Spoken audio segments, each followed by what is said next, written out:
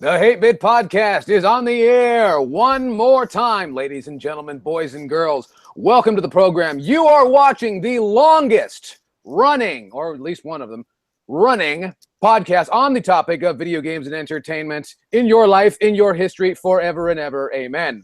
With that having been said, I don't fucking like any of you, but we're going to roll through the show anyway. Why do I not like you? Because I know you. But that having been said, I am your intrepid host, Yell Chaos. Joining me, as always, two of the greatest shooters in the business. To my left, Mr. Alpha Omega Sin. Go watch John Wick 2. Just watch John Wick 2. I don't give a fuck what you're doing. You can even skip out on the fucking podcast. Just go watch it. But naturally come back and then tell us how much you hate us and you think we're faggots and all that shit. Oh, wait, no. You guys will have to do that on other podcasts and other shows to really do it because you're fucking sackless wonders. Anyway, welcome. Yes, and over to my right, the man, the shooter, like I said, and the excellence of elocution, Mr. Razor Fist.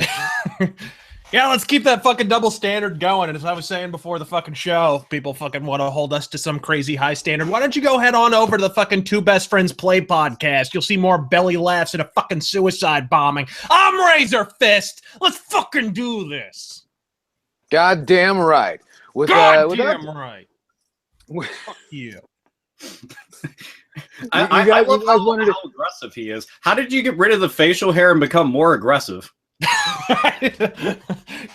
Because my facial hair is a product of laziness. And oh no, the product of laziness is this mess. That's what I wondered. Did you shave like on the second level of the Hate Bit Tower and then it just fell on Alpha Omegason's face?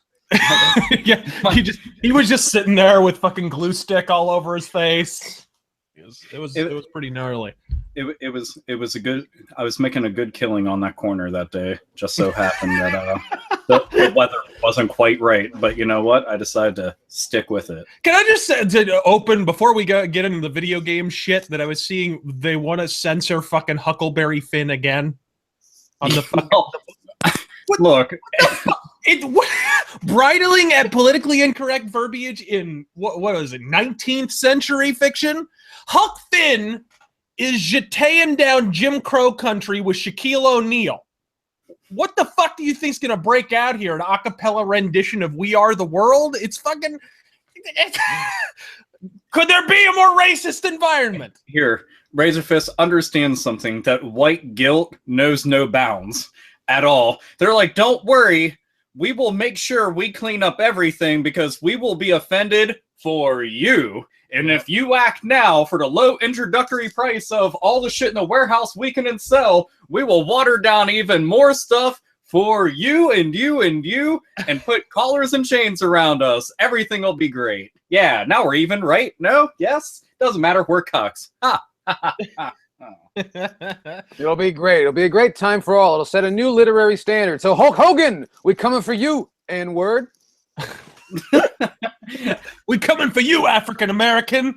Don't tell me this isn't a great program. We discuss literature, motherfucker. Hulk Hogan, we coming for you, people of color.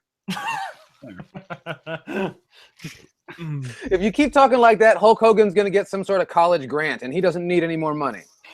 Now, for all the people who are wondering, this is how we celebrate Black History Month here on the Hate Bed Podcast. Just letting you know. Well, we could celebrate it like on Kotaku, where we have white people who run a website that's all about Japanese culture who are telling you that things aren't black enough. So there's that.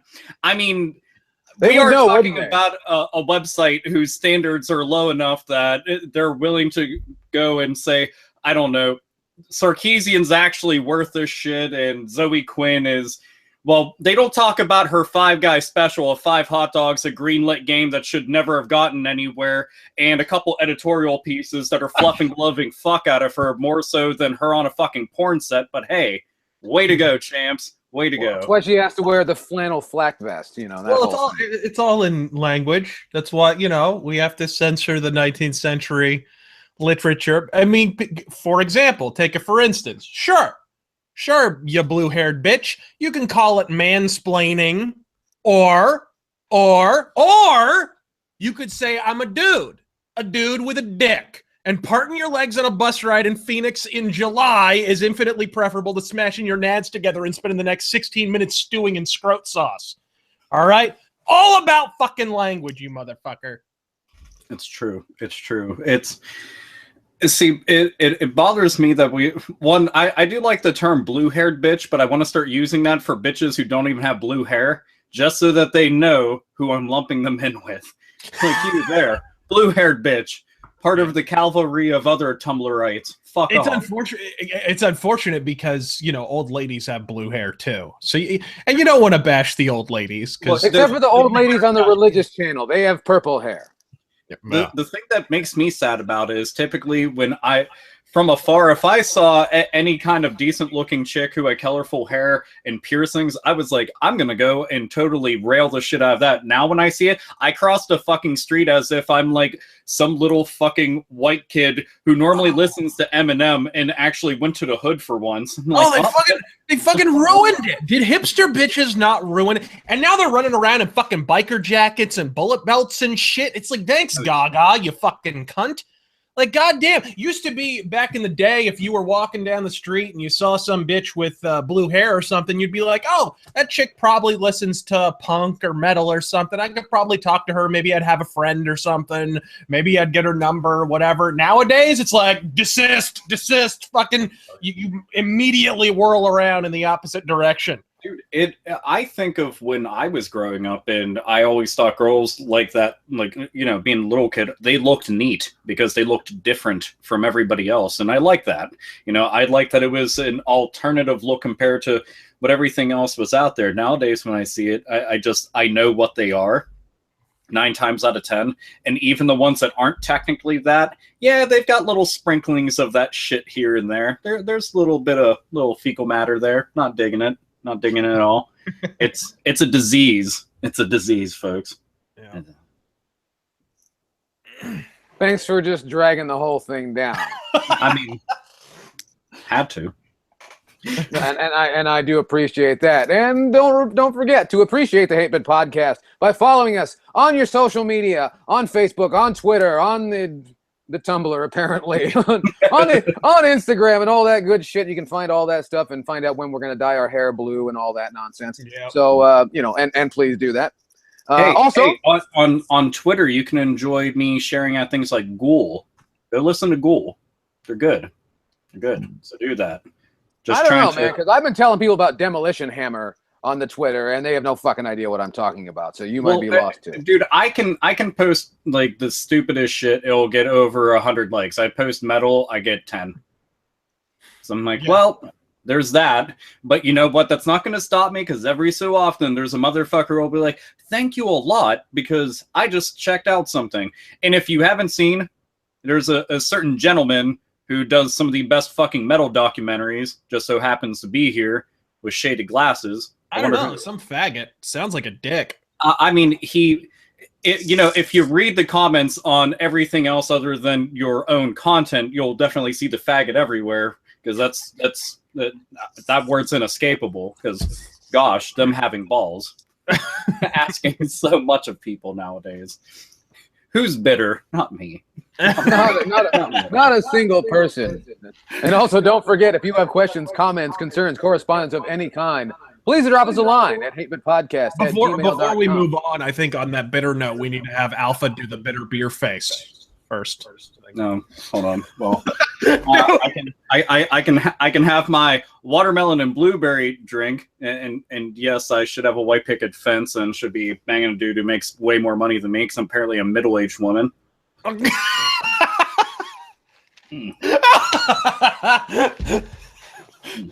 There you are.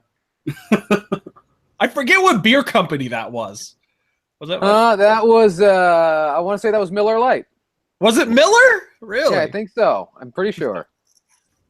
I just drink Yingling. Way better. And any old men haven't had work in commercials. Yeah. So long as I'm not drinking Pabst Blue Ribbon, I think that I'm doing pretty good. No, be advised. You have to like take out a loan to buy Pabst Blue Ribbon these days. Have you been to one of these fucking like these metal bars that you ask for a beer and they hand you a fucking tall boy of past Blue Ribbon, and they want fucking $7.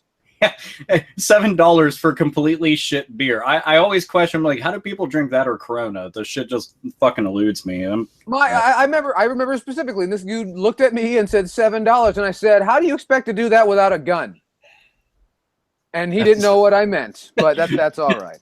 That's all right. Anyway, with that having been said, like I said, you can drop us a line at hatepitpodcast@gmail.com, and today we actually have a little bit of viewer mail, so we're going right into you guys like this so much, so I'm going to acquiesce just this once. The 8-Bit Ball Bag is online, and we got a few questions here actually, so we're going to go through all of them as best we can. And if you sent us a stupid fucking question, however, we'll answer it, but I don't know if you'll like it, so be advised. You feel free to leave right now. Okay. So the first piece of mail here in the ball bag comes from Paul Edu, and Paul says, "Which Tekken game and Tekken intro is your favorite?" That's a very bold thing to assume that we would know anything about Tekken games, even though it comes up all the fucking time, and no one has any idea what that had to do with the presidential election. But it's none of your fucking business. If I could just tip off, I think my favorite is Tekken 3 on the PlayStation 1. I enjoy it very much. I think mine was the one I played the most. I actually got a joystick and everything for my PS2 just to play it, was Tekken 5. I thought Tekken 5 was Which great. one did you get? Did you get the one from Pelican? I forget who made the goddamn thing. It just had the cover art on it. It was like I was going to say, that was the bundle, wasn't it? It actually came with the game. You know what? Yeah, I think it was the bundle that came with the game. I didn't get it in the bundle. I got it from like a local, I shop forget or whatever. who made that one, because there's so many arcade stick manufacturers, but I know what you're talking about. I personally am trash at Tekken when it comes to using an arcade stick. I don't know. I try, but it's like... But I know which one you're talking about. But I needed it for other games anyway. I needed it for like the Alpha Anthology had just come out then, and I'm really, I prefer arcade stick on Street Fighter games and so forth. So I needed one anyways. But Tekken 5, man, I busted that shit up. I wore that game out. I like that one because they included the other Tekken games with it. Mm-hmm. And that to me, if... because you figure at the time, it wasn't like they were digitally releasing those games, or they were re-releasing them because they were fucking ancient by comparison to, the current hardware at the time. But I thought it was nice that they had that. And that to me is... I mean, Tekken 3 has always been my favorite, but Tekken 5 is like the biggest contender for it because they are like on par with... They just nailed it the first time out and got that shit right out the gate. So I always debate which one I like more, because those ones, and I try to just forgive them for Tekken 4. I try. I mean, I obviously did because I played Tekken 5 and I was like, wow, you made one of the best after that. Because they're like, we like Dead or Alive. Well, how much do you like it? We changed the whole fucking game. Like, we yanked their fucking source code because a couple roofies and just... right off to the races. And then they made Nina Williams in Death by Degrees. And, oh god! I see that game every so often, and it's always like $1, and you just see like it should come with a couple of tumbleweeds because nobody wants to get like it's so depressing. Like, look at this. Even as a coaster, you feel like your drink could do better. Yeah, you open up the DVD case, and it's just a great big picture of Nelson Muntz going, ha ha, right in your fucking face. Wait, hold on. There you are. Way too high pitch. Fuck it. Doesn't matter. I feel bad because you know what? I like her character. I like her. Yeah, and I do too. She's my main. I play her in everything. But they fucked it. It was like, hey, let's make a stealth game with the shittiest stealth you could possibly imagine, and let's make a fucking 3D beat 'em up with the worst possible 3D beat 'em up controls you could ever conceive in fucking life. They had a beat 'em up based off the Tekken engine. Oh man, is it Beatdown Fist of Vengeance, or was it the other one? Well, they got they included one with Tekken 6, right? Yeah. The one where you're playing as Kazuya? Something you're playing as someone, and it's not him. It's that one dude with the really stupid fucking anime look. Like he looks like he got ripped from an anime, put into Tekken, which looks really fucking weird, by the way. Yeah. I know that he had like dumb fucking hair and a dumb outfit. He was good as fuck to control. It's just aesthetically he looked horrible. Like so horrible. It was him and that one robot bitch. Yeah. I forget, but she'd randomly just have chainsaw hands. Ash did it first, quit fucking taking his shit. Like, don't need any of that negativity in my life. But dude, that beat 'em up mode, I played it a lot, but it was fucking annoying. There was so many points where you can tell that they just kind of went, it'll work. It's an extra mode. Meanwhile, conversely, like Guilty Gear had that adventure beat 'em up mode where it was basically like a 2D, like fucking old school beat 'em up kind of arcade game, and that was badass. Oh yeah, that was in Guilty Gear Asuka. Yeah. Dude, that if for anybody out there, one, Guilty Gear is the fucking shit. If you ever need a proper fighting game, you can't go wrong with it. But in Asuka, that's honestly one of my more favorite entries to people complain about because you have to manually turn around.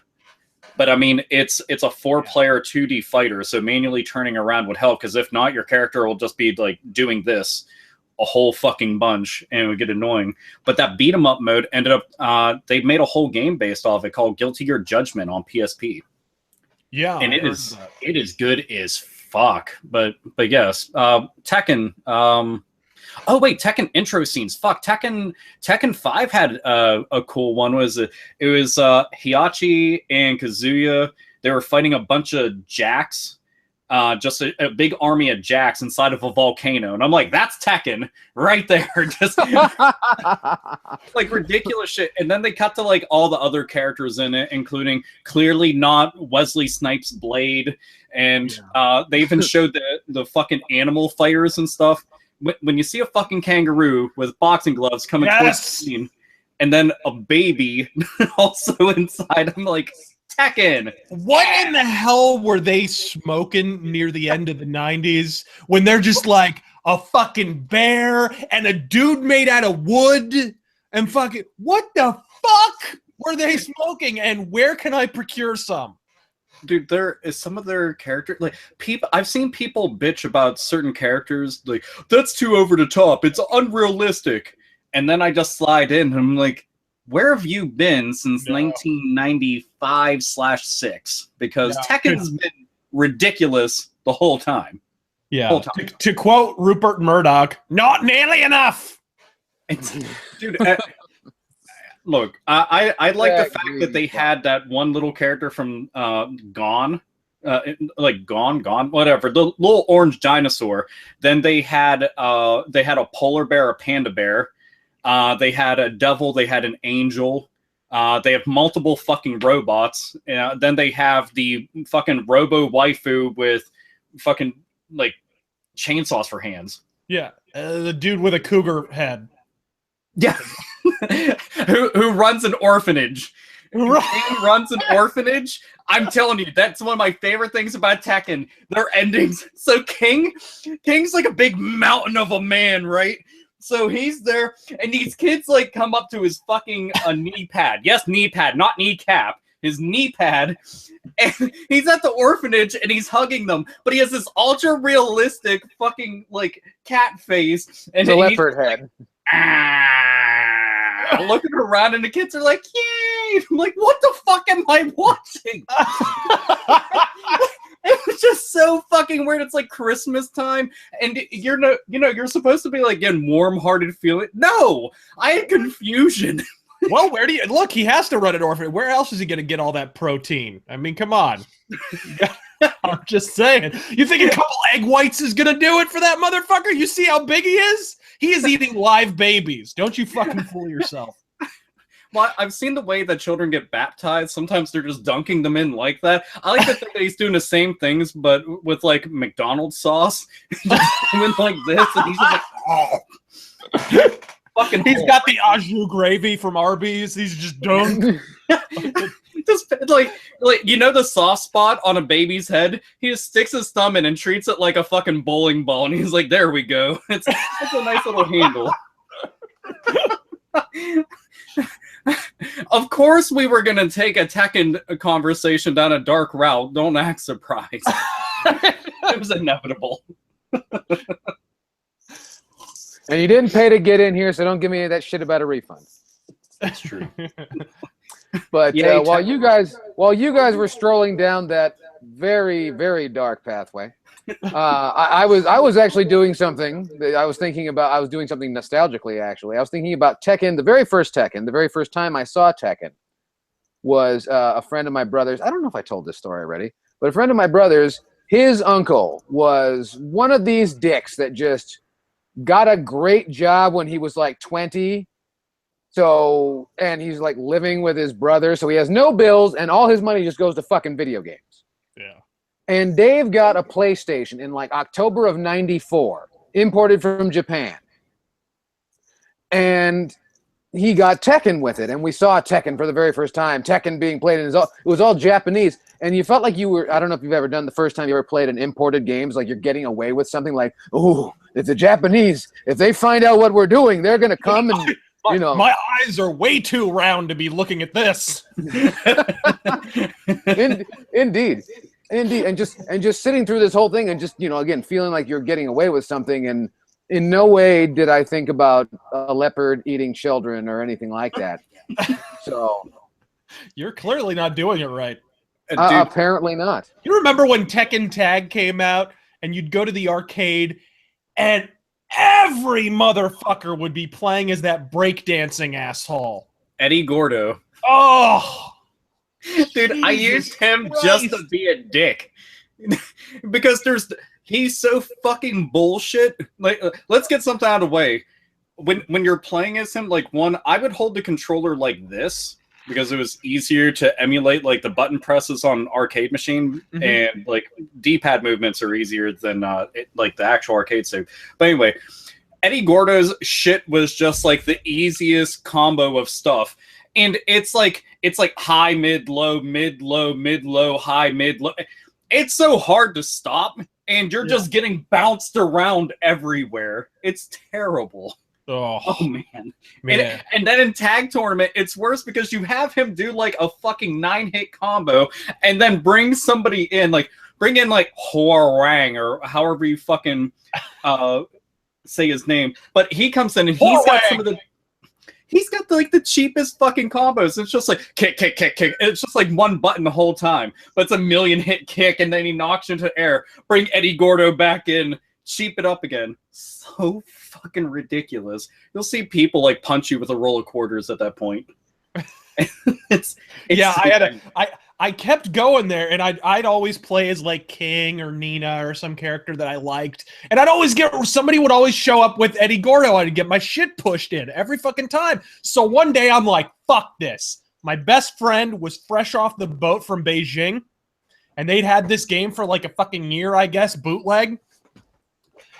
And so he was a demigod at Tekken Tag. So I literally go down to fucking Tilt Arcade, and I'm like, you destroy them all. My Chinese friend goes down there and he's like, yes, master. And there's like a line of 9 people. He just goes through them like Jim Sterling through a box of Thin Mints. It was fucking amazing. It was incredible. That's one of those things where you can kind of just sit back. Like, if you can't beat them, get somebody that can beat them harder. Yes. And not only that, the other lesson we learned is that Razor Fist is in fact a Green Hornet. I have an attack Asian. Dude, if you guys went down there in costume, that'd be the end of it. I'm like, you know what? I think we can retire the show. That was the best we can do. Indeed, absolutely. There was an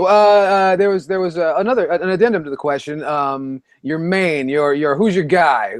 Who's your fighter that you use most often in Tekken? Mine's King, because that's the first time. That's the thing I forgot to tell you about. Because that's the first time I ever saw a suplex in a fighting game, and I said, I must see more of this. I must. And I was the only one who knew what a fucking suplex was. Yeah, Dude, which is strange. You'd think you would have played like Street Fighter 2. I mean, Zangief suplexes some motherfuckers, and Yeah, but that's all. That's like fucking what, 12 frames per second. It's not really looks like a suplex. I'm gonna point out that King has that ultimate combo where it's nothing but grapples, and it's 100% death if you pull it off. Oh God! At the end, he does that. It's like a fucking. He's just rolling you up. And you just hear like bone crunches the whole time, and then you, I love Tekken, and then you hear King going, rawr, rawr, And was it rawr, the whole time? And to make it even worse, wasn't Tekken the one, or was it Virtua Fighter, where every time he would grab someone and a bone would crunch, there'd be like a little mini orange explosion? Yeah, like, on it the was character. Tekken. Dude, well, they did that because it was like I always assumed that it was their way of getting around the rating system. Like, it's not blood. This is just an effect. Well, sir, that looks really similar to blood. No. It's like particle effects and shit. So you can't. He don't just bleed shattered. fireworks. There's no two ways about it. He just shattered her cervix. So I think we're past the point of wondering if there'd be blood or not. Dude, you have Yoshimitsu, who has a sword. He swings this shit through people. That's a special effect. Don't worry. That's not blood. Don't worry. He's tearing a hole in time space. Silver. Fuck, man. My main for a while was Brian Fury.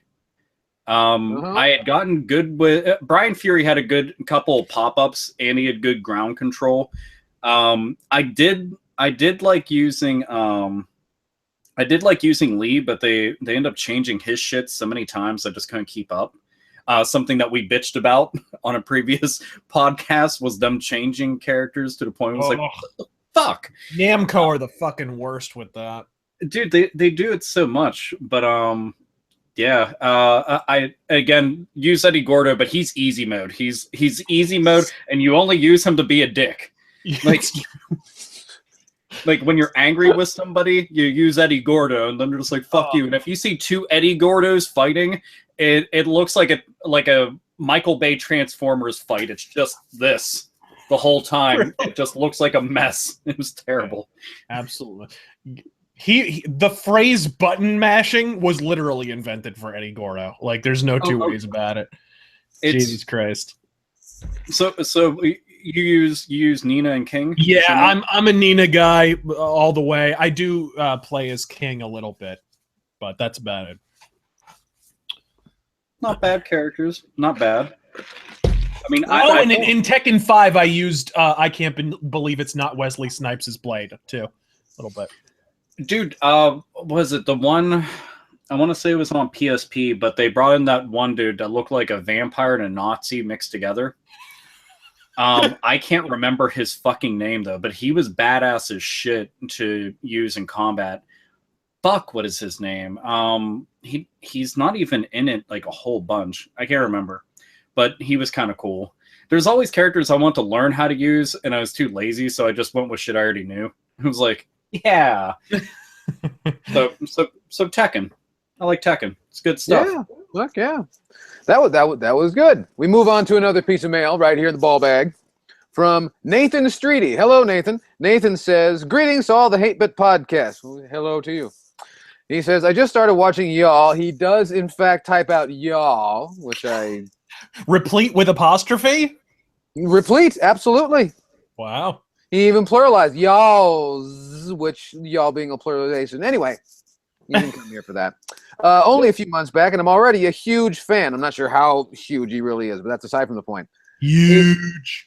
He says, so keep up the good work. I was wondering, with the rumors of the Switch's eShop, the Nintendo Switch's eShop, getting GameCube games, what games are you hoping will come to it? Any games maybe you hope won't come to it either? I love that there's a notion of people that are thinking about games they don't want to come to a system. It's like, you know what? Fuck those people. There'll be no games for you. You know what? All you people that like, I don't know, puzzle games. Fuck y'all. I mean, I heard about them talking up the whole GameCube games showing up on there, but I more or less wanted them to treat it like how they did with Wind Waker and Twilight Princess and shit, where they did like from a ground up HD re-release. of these other games. I know some of them it's kind of impossible just because they're third party, so that's really up to them. But well, at the very least, the remake will be on there. The Resident Evil remake will. Yeah, well, that's going to be, and it'll be the HD remix, probably the HD re-release. They totally need to go and put that on there because that shit has been selling well, and I'm glad because it got us away from a completely action-oriented survival horror experience, which has no survival or horror. So it's just what it is. But it was horrifying just for the wrong reasons. They I don't know, man. F-Zero GX got me on my list because I know that it's developed by Sega, so they probably have to go to them for rights and all the other crap. But F-Zero GX is one of the best GameCube games. Let's get that out of the way. It's one of the best F-Zero games. It's one of the best racing games. It's one of the best Sega racing games. That is saying a lot because Sega is kind of that genre.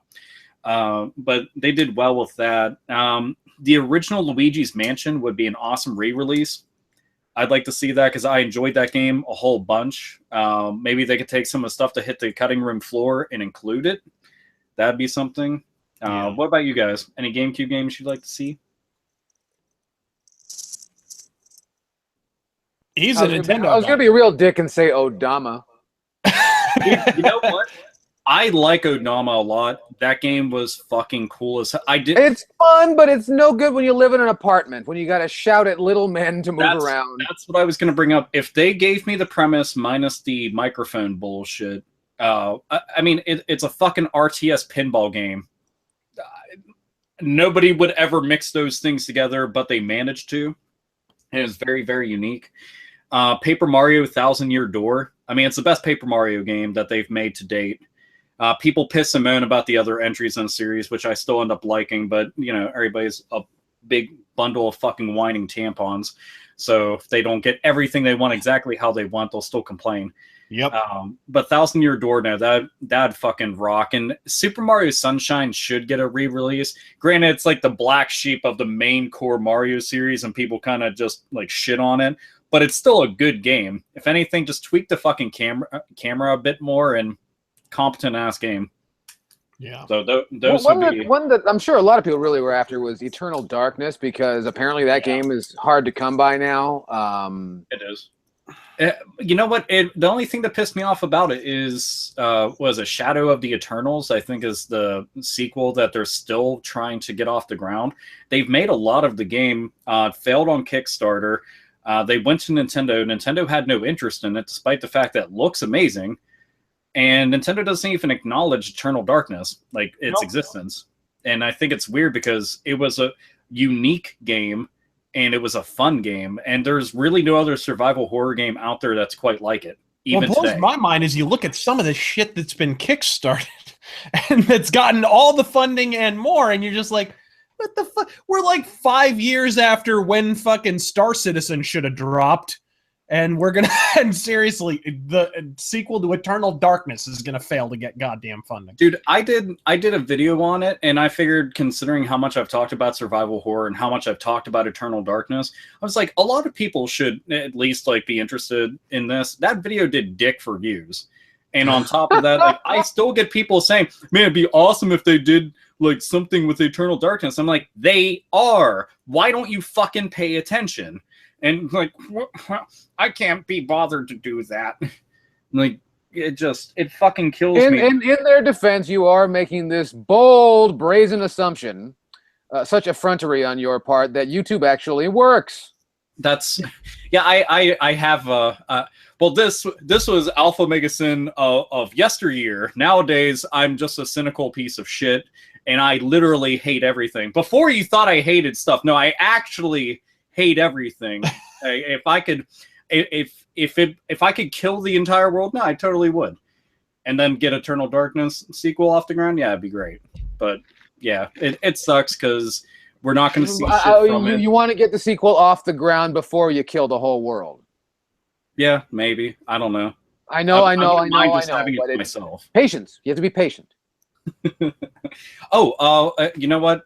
third-party offerings, Metal Gear Solid to Twin Snakes.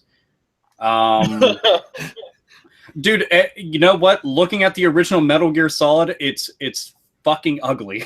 This is like one of my Japanese animes. I mean, you know what? It's if you look at remakes, they at least did it well because they like we'll just take all the shit from Metal Gear Solid 2 minus Raiden, so that's a plus, right? And they went and they cranked that shit out. And it doesn't really get a lot of attention despite how big the series is. Isn't that And funny? like The first two things that you've mentioned are both by Silicon Knights. oh fuck, they really wow. And they're dead. They're dead as fuck. Yeah, how did Two Human do so bad that it murdered talent like that? Good lord, I don't know. Oh man. So it murdered them so dead that when a few of the refugees left to try and make a sequel to Eternal Darkness, it was like, no, you too shall die. Dude, you know what that is? They're haunted.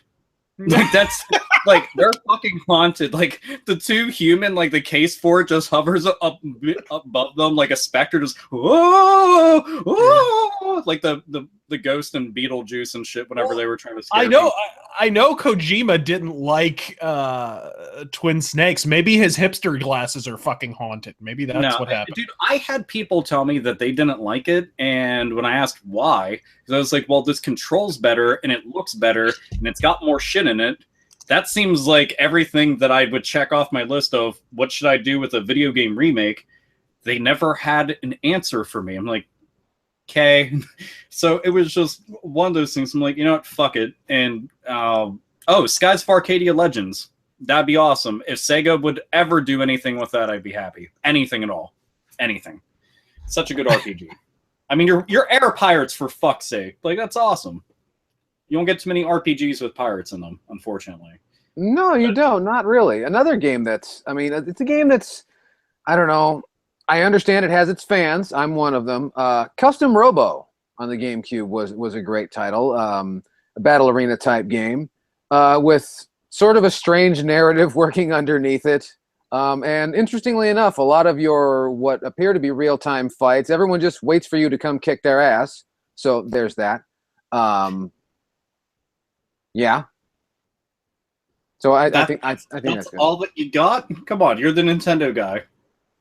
Well, you know, I was gonna say what the series that never really got its due, and I don't know whose fault that is. It's always been a series, Battalion Wars. I'm a big fan of Battalion Wars, and real-time strategies like bug me the fuck out.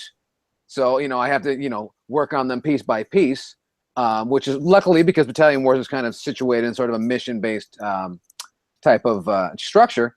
But I don't know what it is. I think they're great games, and most people have never really heard of them. And there was also Battalion Wars 2, which was on the Wii, and what here with the Nintendo Switch would be a great chance to release them too. It's supposedly maybe in a double pack, and it would be. You know what? That way. It's strange that those didn't do well, but Advance Wars did. Well, see, Advance Wars is turn-based, like Fire Emblem, so that's much easier to grasp. Because Battalion Wars, if you stop paying attention, you'll get your ass kicked every single angle possible. Yeah. Well, I mean, when you think about an evolution of a lot of things, that kind of stuff ends up coming to mind. I just figured that a lot of people who were into Advance Wars were just going to transition, and it never happened at all. I don't know if it's because they thought. I think that's what they thought too, and I think they thought that the marketing that had been done for Advance Wars would have carried over, but people are fucking dumb. You have to tell them things. Yeah. You know what? I always wondered if it was the name that killed it. As fucked up and stupid as that may sound. If they called it Advance Wars 3 or some shit like that and just went with it, I don't know if I know that they're technically different games, but it's still the same fucking shit. Yeah. If people would have paid attention, I would go. For my part, I would go with. I don't know if Fire people Emblem. lost their fucking minds when they put the Metroid license on top of something that wasn't a Metroid game. I don't know who they are. I might share a podcast with them. I would go with, for me, I would go with Fire Emblem Path of Radiance. I like Fire Emblem, and I would like that very much. I like all the Fire Emblem games. So would all the people who were forced to pay $150 fucking dollars for it. They'd love to get their hands on it. No fucking kidding. So yet again, a great fucking incentive for bringing that over. I also like Harvest Moon. Yeah, I like Harvest Moon. Fuck you. And Harvest Moon: A Wonderful Life would be cool to bring over to the virtual store or whatever the fuck. However the fuck they're going to do this backwards compatibility. I'm always going to say when everybody was playing Farmville, I was pissed because they didn't bother with Harvest Moon. Stardew Valley comes out, and I'm like, where were all of you for Harvest Moon? These games still exist. Hold on a second. You just said Farmville. I'm stuck in a time loop to fucking 2012 all of a sudden. Jesus Christ. Where the fuck am I? Hey, the 5 minutes that it fucking had to shine, you got every single person's mom and sister to go and play that game. You slide a fucking Harvest Moon game in front of them, they're just like, nah. And I'm like, but this is the same thing but better by a millionfold. Nah. Like, I'm gonna kill all of you. I really am. I am. And then I'm gonna go out with my golden hoe, no pun intended, and I'm gonna just work on my farm because I upgraded all my shit. God, I fucking hate it. But yeah, Harvest Moon would be good. It's I mean, what is it? Ikaruga, however you say it. Yeah. Ikaruga, yeah, the shooter. Yeah, that one. It's such a good fucking game, dude, and it's expensive. It hurts my eyes after a while. I have it, and it just, that mechanic of switching back and forth, the light, the dark, and the whole thing. It's my eyes start to invert, and I get lost, and I'm like, wait, I thought I was the bullet. Fuck, dude, I like that because it was one of the shooters that I was just immediately good at. Most shoot 'em ups, I get fucking rocked like bad. Like, they're typically pretty difficult. There's some easy ones out there, but a lot of them just kick the shit out of you. That one I think is very approachable and would love to see a re-release of that, especially in glorious high definition. That'd be delightful. To its credit, though, I mean, it looks good still. Oh yeah, big time. Still a great looking. I mean, I don't want to recommend a straight port because we know that the straight ports always end up being kind of fuzzy around the edges. But no, it definitely has a very unique look. It's a game that I noticed from across a room, and I said, "What the hell is that?"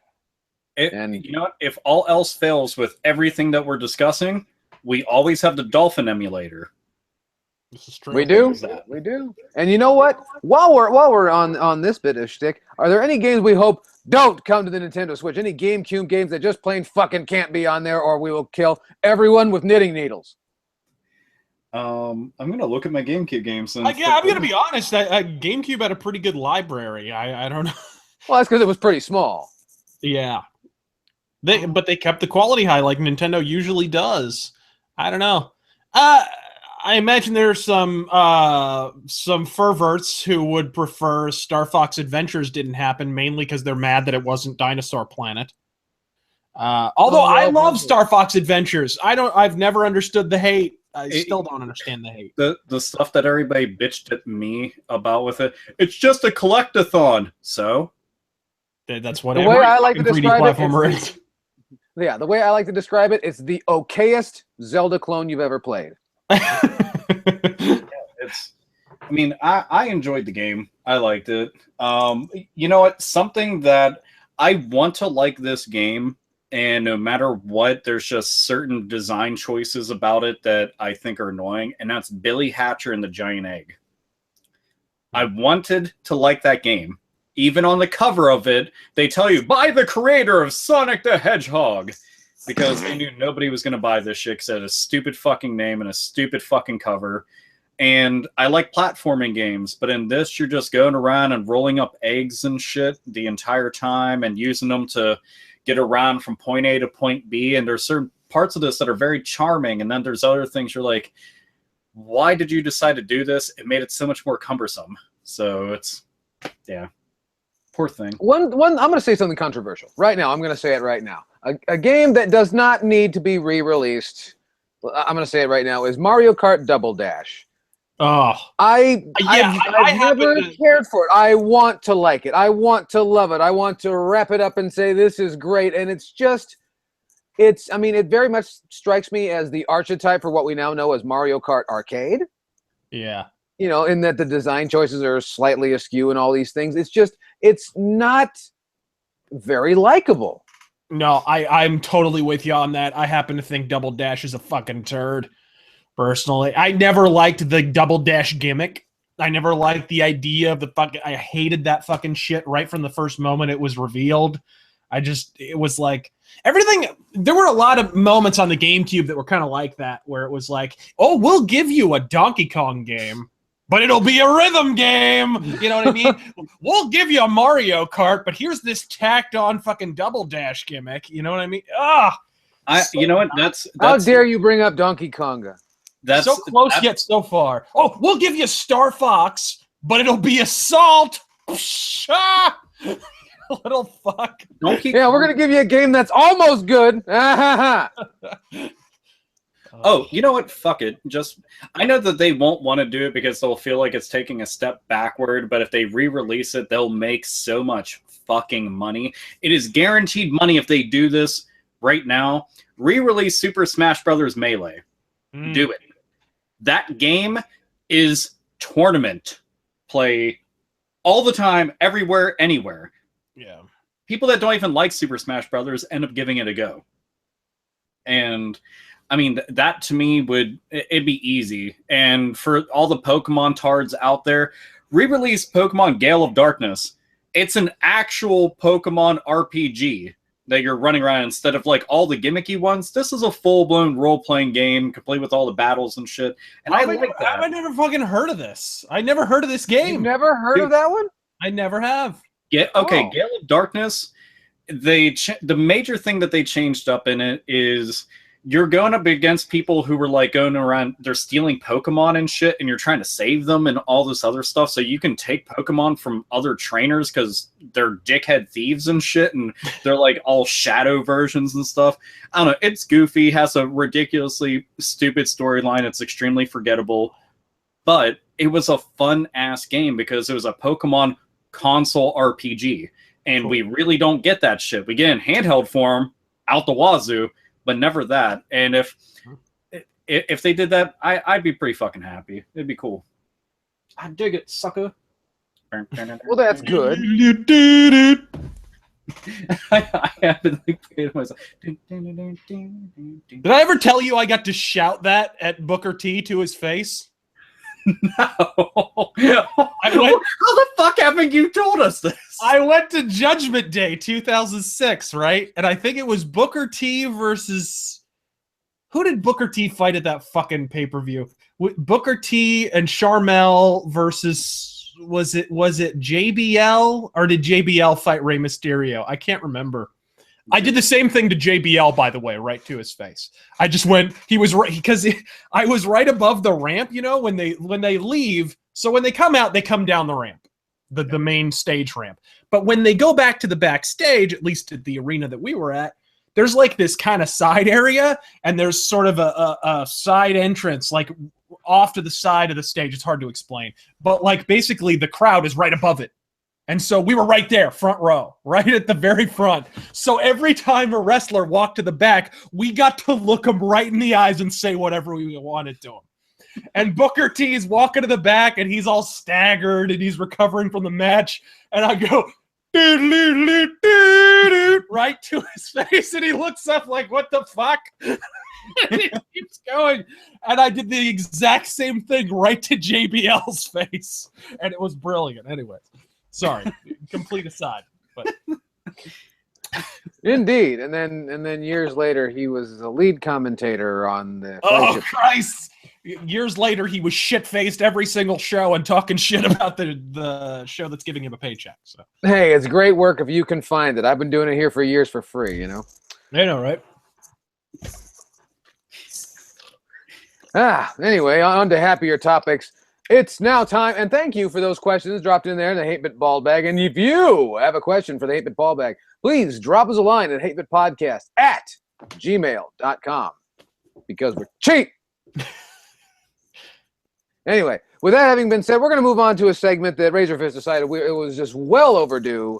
Our most anticipated games thus far of 2017. Isn't that right, Mr. Fist? Indeed. Because, over the coming year, I'm sure we're going to be talking more than our fair amount of shit about upcoming games and games that come out and whatever the fuck. And we certainly talk shit about games in the previous year. But to my mind, I'm sorry, what? What choice had we? I know, right? So I was thinking let's offset it before we delve into the nexus of negativity that is the industry in 2017 by talking about various games that we're looking forward to. So let's throw it to Alpha. What in the fuck are you looking forward to, a-hole? How'd you know my last name? I know, right? That's Mr. A-hole to you. So I'm just going to... I mean, I've talked Persona 5 up to death. It is my most anticipated of the entire year. I've just been wanting this game forever, and every time that they show off new footage, shit looks crazier. The art style looks even more amazing. They're implementing so many new features and shit that you've never seen in previous games, and now fleshing it out beyond just the traditional tried and true tropes that they've had in past entries. Getting to hear like the dual audio voices that are out there, Japanese and English voices that will be available on release. A lot of the monster designs that look cool as fuck. I'm excited about it. I mean, any Shin Megami Tensei game gets a lot of attention from me, but Persona's where I got introduced to the series. Yeah. And by time this releases, which yes, it's been delayed and people bitch and moan about it, but you'd bitch and moan if you got an imperfect game. So shut the fuck up, because the game will live on for a long time thereafter, and you'll have plenty of time to go and fucking play it, and you have plenty of other games to play. But it's my number one. That's all there is to it. Faster turn-based combat, like that shit snaps into combat and snaps right the fuck out of it. That's something I love, because I love turn-based RPGs, but RPGs eat up so much time. Yeah. That, like, you take all those minutes off the clock, suddenly you're saving yourself plenty of time to go and do other shit, like bang slags. So also you can do that in the game too. You take your little 2D bitches and you go, you rough them up with your fucking nuts. It's great stuff. Great time by everybody. High school, everybody. Oh, put an asymmetrical baby in their womb.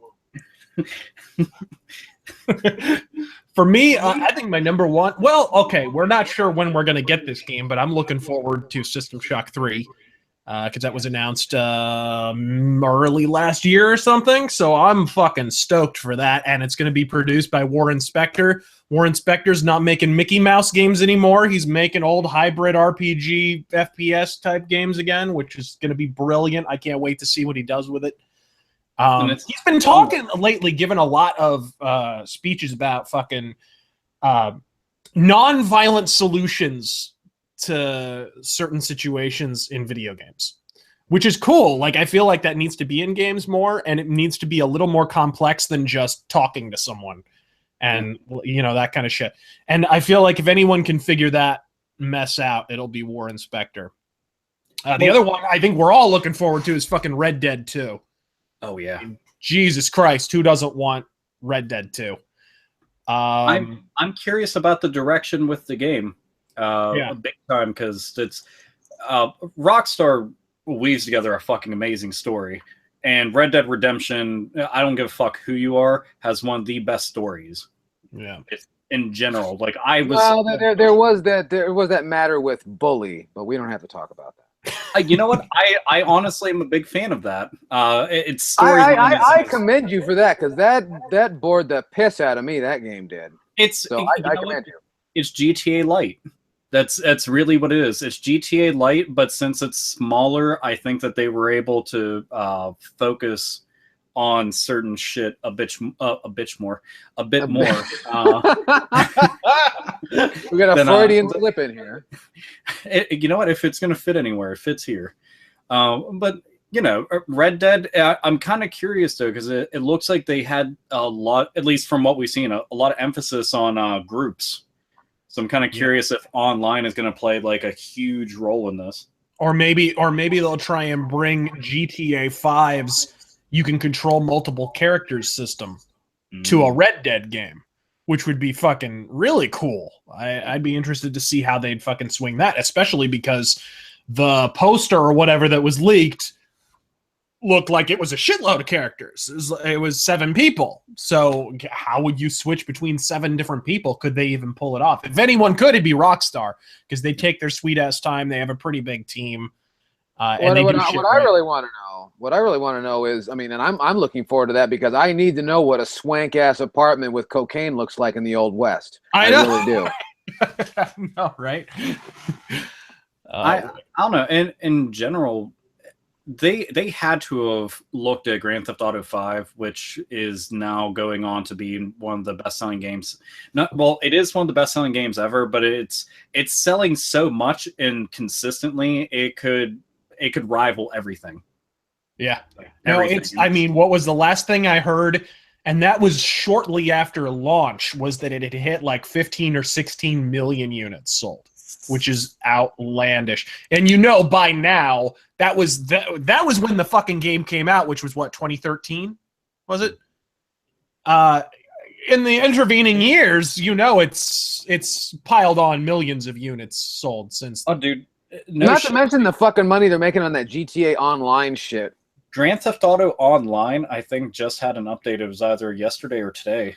And, I mean, I've got quite a few friends who play online. I don't care about it. It's not that it's bad. I just don't care about being online. But they have to be looking at that and going, okay, we need to continue this shit. And how can we continue to build off of that success? Because the groundwork is already laid out. The foundation's fucking settled. It's done. Now just carried over to something like Red Dead Redemption. The idea of me and a friend being on a horse and we're like each person has their own horse and then dragging people along through the fucking streets and shit sounds hilarious to me. And their world is so fucking big. Like, can you imagine going into like trick shooting with some friends? Yeah. It'd be like fuck that one game from NES, black box game. Wild Gunman? Yeah, like it makes me think of shit like that if they started doing that. And then 1-2 Switch will have one less reason for me to give a fuck. Because I can just go into that and fucking do it, except for, 1-2 Switch, it's like, you don't need a screen though. And I'm like, but I already have like... Yeah, but the graphics are so realistic. It's almost like real life. It's super real life, but it's just somehow worse looking. Oh, terrible. I don't know about you, because now you're talking about like the GTA Online and then having the Red Dead Online. And now people are starting thinking of a mashup. And I don't know about you, but I can't wait for like a horse driving a Dodge Charger in a street race. that would just be just the stuff. Well, did you not play the online for Red Dead when that came out? I did not. I've played, through the campaign and everything, but I did not. I did a little bit. It was kind of interesting. It was almost MMO-ish, the way that they handled the multiplayer on Red Dead. It worked. It was really fun. It was one of the games that I probably played the most on online, at least on 360 back in the day. But it was handled pretty well. They're probably going to look pretty hard at I agree. They're probably going to look pretty hard at how GTA Online has taken off. I'm wondering if this is going to end up being a prequel of sorts, because Red Dead Redemption was at the ass end of the cowboy era. Yeah, it'll probably have to go back. Although, didn't they already release some slight details and it sounded kind of like the same thing, where it was, we're towards the end of the Old West sort of deal? I could be wrong on that. I personally haven't been able to keep up with it. Or it could be a direct sequel like the very next year.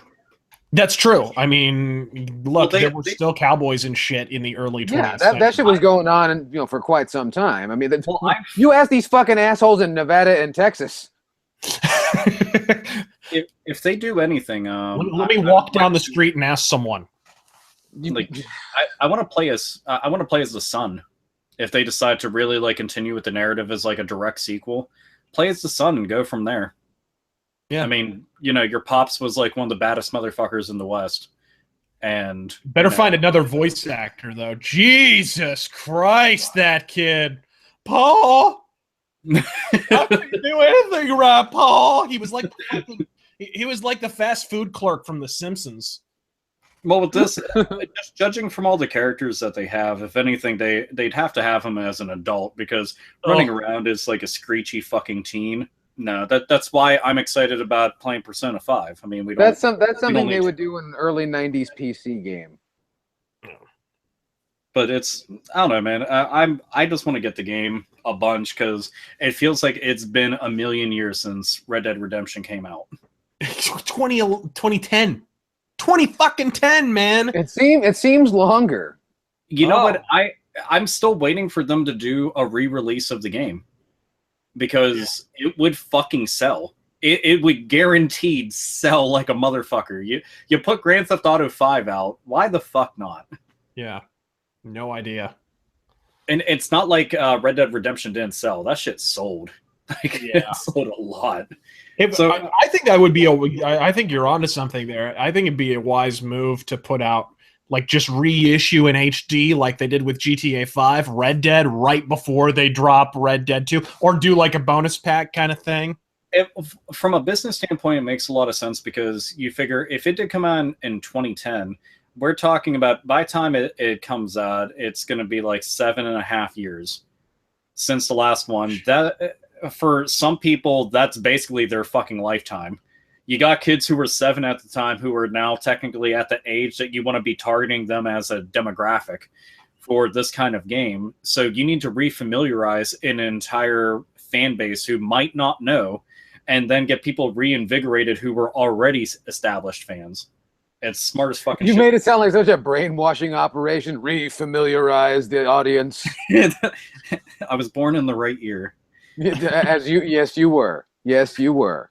Well, so Mr. Chaos, what's another The game? one for me, and I am so sad to be saying this in 2017 that one of my anticipated games is one of my anticipated games from 2016 and 2015. That's The Legend of Zelda: The Breath of the Wild, which will just not come out ever. But now it looks like it may or may not be here.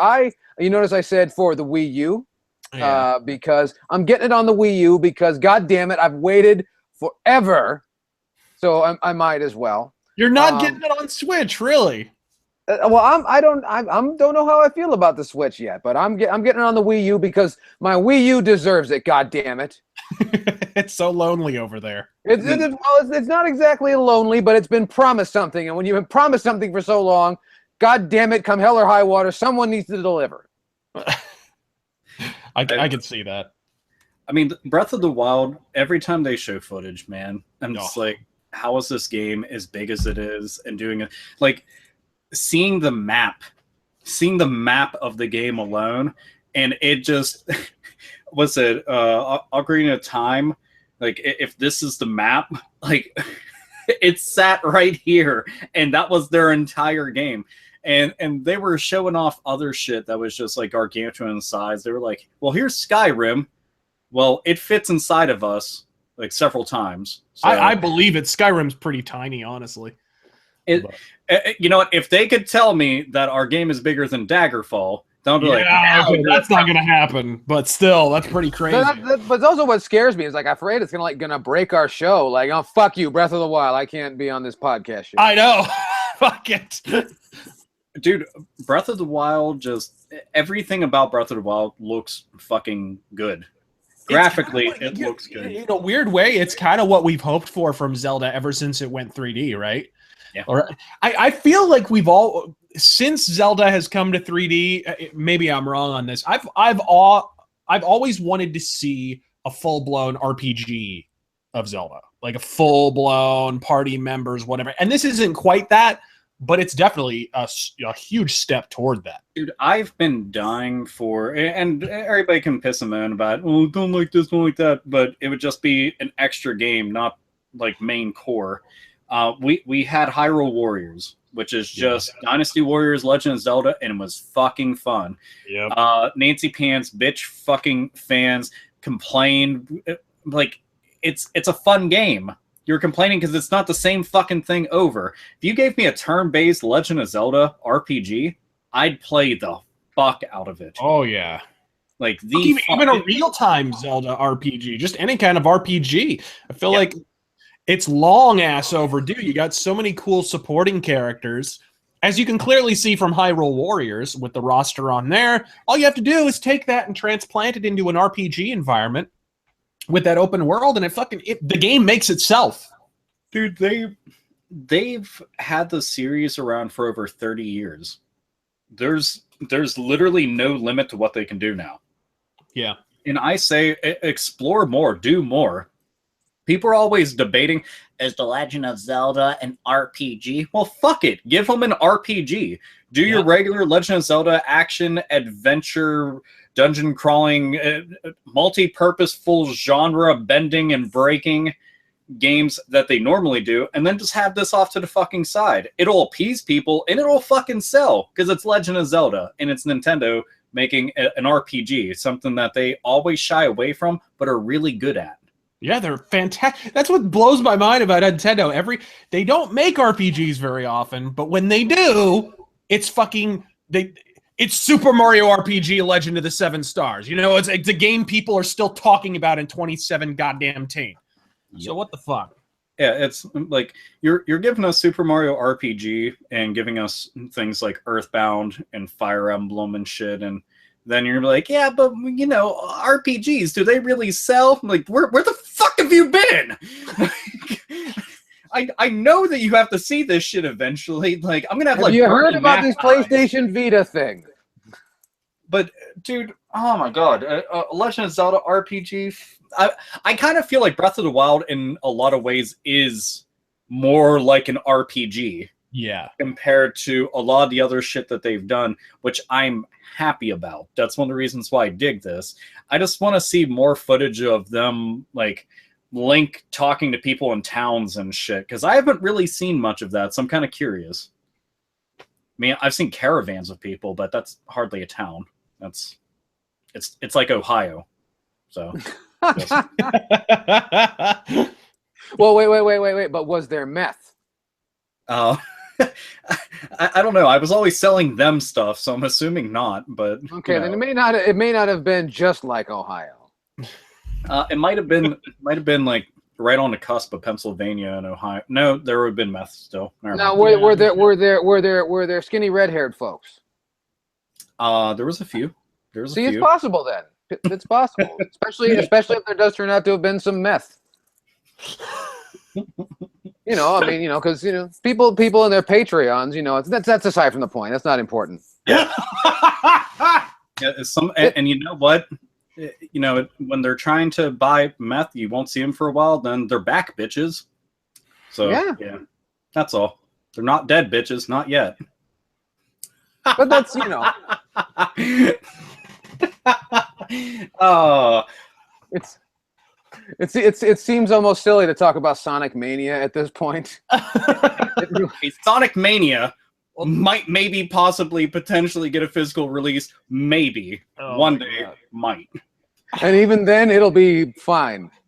Hey, you know, I'm fucking excited. I am too, but you know, there's that meth discussion, and you know. It just drags you down a bit, dude. Sonic Mania is going to be fucking cool. It's just I think so. And you know, you can call me names all you want, but for the Nintendo Switch, ARMS, you get to punch women in the face. I love it.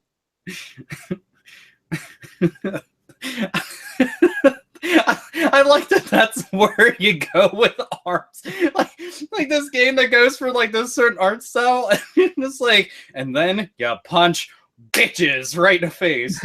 Like, can I give him a voice like Sean Connery? It'd be even better. I'd fucking love it.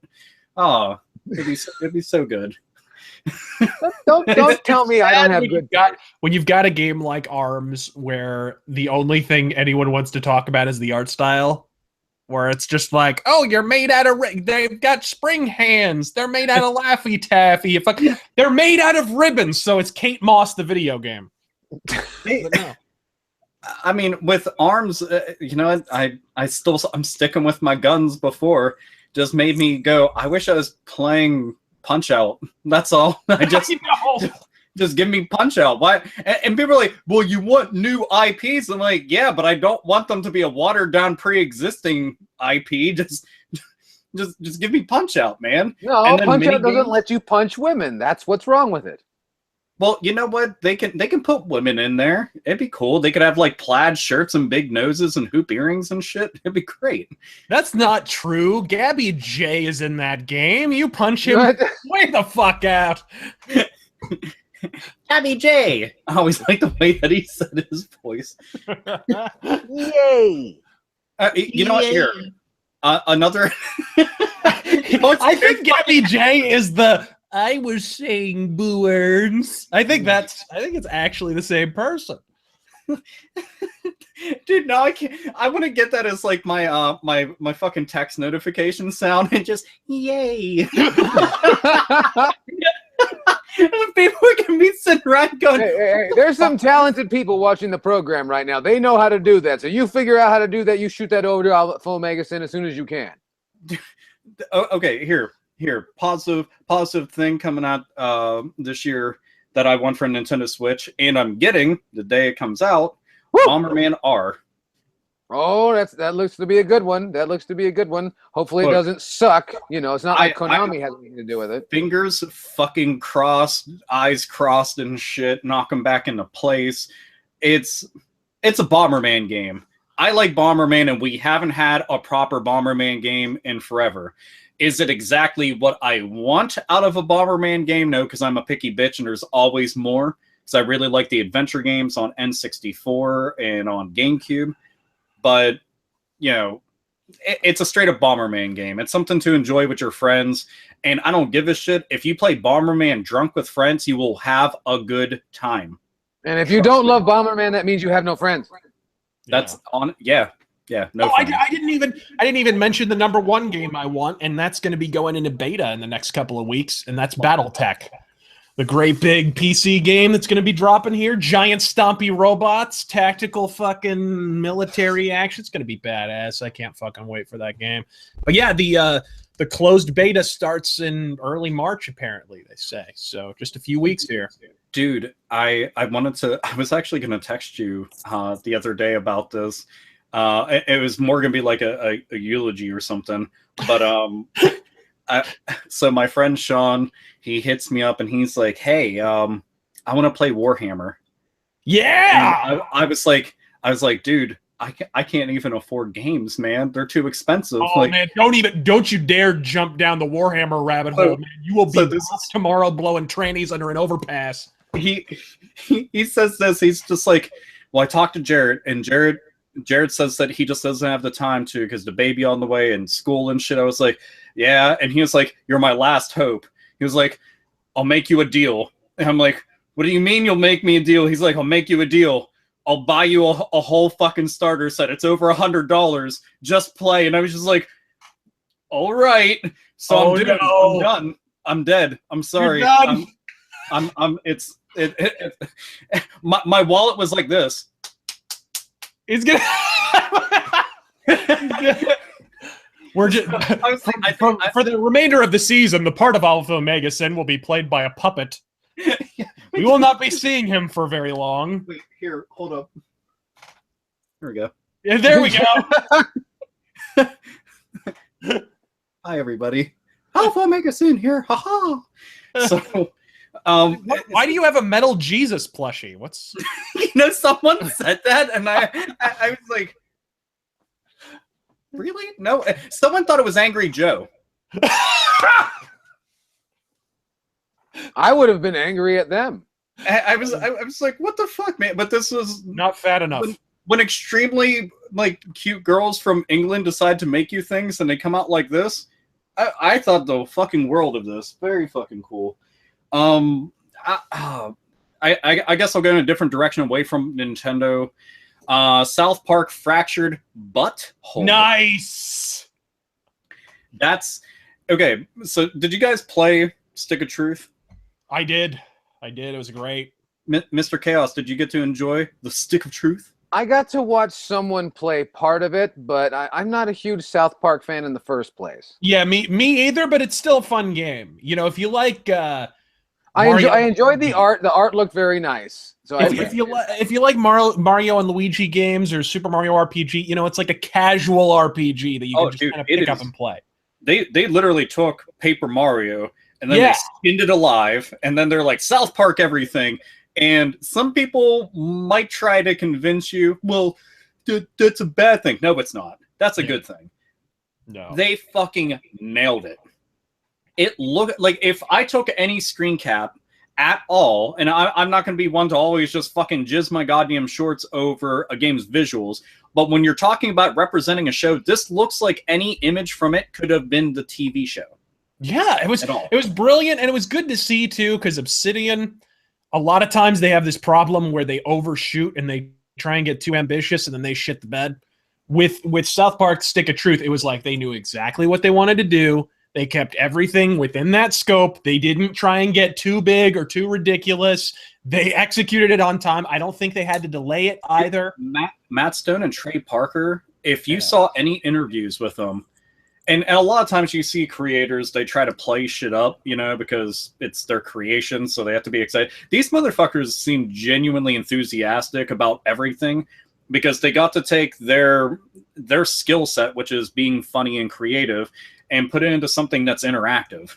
Yeah. So now they also didn't have to deal with anybody from Comedy Central, which I understand is a lot of fun not dealing with people from Comedy Central. Well, I feel like they don't have to deal with them nearly as much because if South Park was like, well, we'll just quit making the show. Comedy Central would be like, well, it was fun being a network. So, right? But dude, and now back to reruns of That's My Bush. The new one, it's just them as like their superhero alter egos running around and going and doing shit. So you had the first one, which was very D&D fantasy RPG. Like now you've got this one, which is like Marvel DC type shit. Yeah. And that's so they're gonna spoof the fuck out of modern shitty superhero movies, and there's gonna be some digs at Batman v Superman. They're gonna go full ham on that shit. I'm hoping for a part where there's a gigantic blue character and you just see dick and balls swinging. Because we already had the part in the original where you're running around with the underpants gnomes or whatever the fuck they are. And then when you're doing that battle and you have to dodge the gigantic balls because like you're on the bed with a couple who's fucking and then it's just big hairy testicles and you're like, whoa, whoa. And it's one of the funniest fucking things, dude. I mean, you eventually get to go to an abortion clinic. Yes. And I felt like in a lot of ways, it channeled all of my just depraved, crude humor in a way that I was just shit-eating grin from start to fucking finish. And I was just like... you could hear Sarkeesian's head explode from across the border in Canada.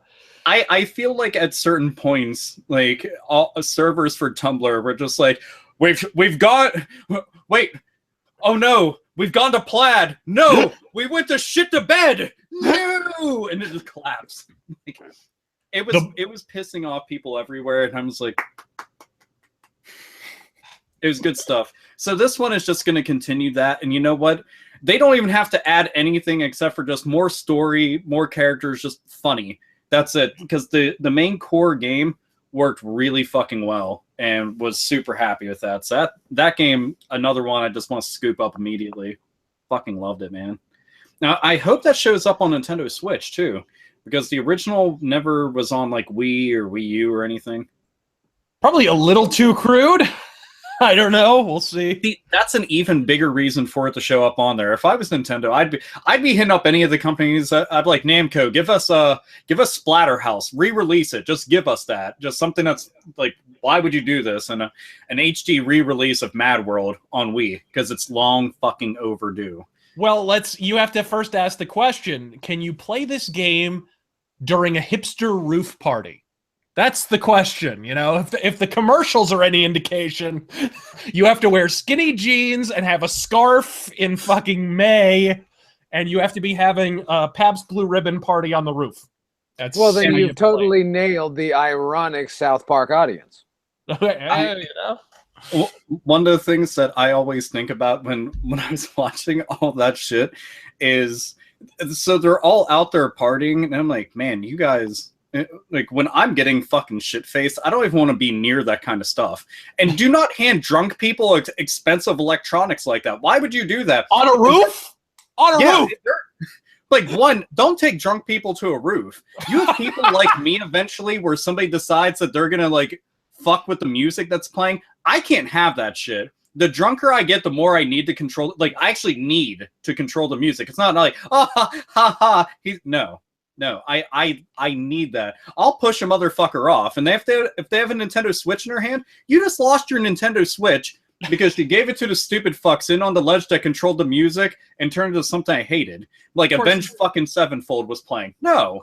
Of course, he's already, you know, it was already Bill and Melinda Gates, because this guy's got like a mansion on one side of the country and then he flies to another mansion on an opposite side of the country to have a hipster roof party. So, you know, if one of the hipsters falls off the fucking roof, he could just have them replaced by an android and pretend they never fucking died or some shit. He works for Wayland Yutani.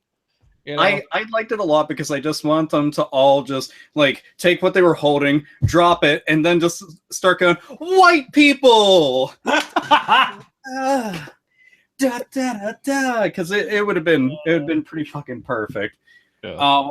God, what other games you gents looking for? Chaos. What other da da da da games you looking for? Da da da da. I don't know of very many da da da games, unfortunately. Da, da, da. One that I was surprised to find out. I found out about yesterday was from the makers from Level 5, the makers of the Professor Layton games, is coming. Lady Layton, the Millionaire Aerodon's Conspiracy. And when they said they were giving up on Layton games, they were fucking lying. But this is interesting. It's, I guess, going to be a little less puzzle-based, which is kind of a bummer. But they haven't really said much about it. It's to be now, it's to be released sometime in 2017 for, I guess, the 3DS and I guess mobile. But just sounded really interesting. I being a fan of the Professor Layton series myself. I just recently procured a copy of Professor Layton versus Phoenix Wright. Mm-hmm. I've yet to play that myself. I own 0 Professor Layton games. I played them on an emulator. I thought they were all right. I didn't dislike them or anything. It's just that when it's like constant puzzles and shit, I get bored. Some of them are pretty beastly. There was more than once where I was like, you know what? I know I have the mental faculties to be able to handle this, but I'm a lazy cunt, so I'm just going to look it up on YouTube. So I did that. Was much nicer that way. With the Professor Layton and Phoenix Wright one, I'm a big fucking Phoenix Wright mark. Through and through in every conceivable way, so I had to get it. It's just that game's been fucking hard to find. They made like 10 copies, and they were like, "That's enough for everybody." And then I came across number 8, so I was happy. Go me! But so is this just is this a character in Professor Layton, or is this an entirely? I believe this is. It's not clear, but her name is Catrio Layton, and I think it suggested that she's Professor Layton's daughter. Professor Layton's sons already got their own spin-off. Hold on, I have it on here. What the hell was the fucking thing called? Don't go away now. Real organized podcast, as you can see. The lie. Hey, you know what? I've done that shit so many times. I'm like, I'll look stuff up on the phone live. Yeah, right now. I mean, you guys ain't paying for this shit. Hold on one second. This is. You got to realize, everybody, we have a budget of jack and shit. This is the Layton Brothers. So the Layton Brothers Mystery Room on iOS and Android, as far as I know. So they've already got their own game, and now Professor Layton's daughter, like, for solving puzzles all the time, he has time to make a lot of kids, and so that's this one. I guess this is going to take a swipe at a more casual audience, but we'll see. That's the ultimate puzzle to try to solve: is how does he have the time to keep on having all these babies pushed out, and how is he? Not to mention he's got this strange little kid hanging around with him in the first place. That's not his kid. Yeah. I mean, maybe it's like Batman. He just like picks them up and it's just like, fuck it, let's come along. Sweatshops are illegal, but this is okay if I call him like I don't know, an employee or a partner, whatever. Apprentice, I think. Yeah, we'll go with that. That sounds less. I think they call that grooming. I mean, eventually you need them to take care of you because your own bastard. Well, it's also been a form of sidestepping slavery charges for the last 200 years. It's a great thing. It really is. We call that Walmart too. Yeah. Let's see. So, or that's also exploiting the elderly. Yeah. and the disabled. Don't forget. No, Goodwill's doing that. And as I found out, also a great way to exploit the transsexuals. So good for them. No, that's pretty much all of Hollywood trying to go and do that. Are you gonna make your fucking flannel shirts joke again? No. I was gonna make jokes at the expense of everybody in Hollywood pandering to demographics that aren't actually interested, but because they complained the loudest, they think that they're willing to go and shell out money for their products, but they weren't. Yeah, but enough about Marvel Comics. Oh, here, fuck it. Dragon Quest Heroes 2. Don't even need to say much about it because it's just Dragon Quest Heroes 1, but with more characters. So that's all. Yay! The first one's fucking awesome. I think that it's the best Dynasty Warriors spin-off type thing that they've done. Much more RPG than all the other past ones. Yes, even better than Hyrule Warriors.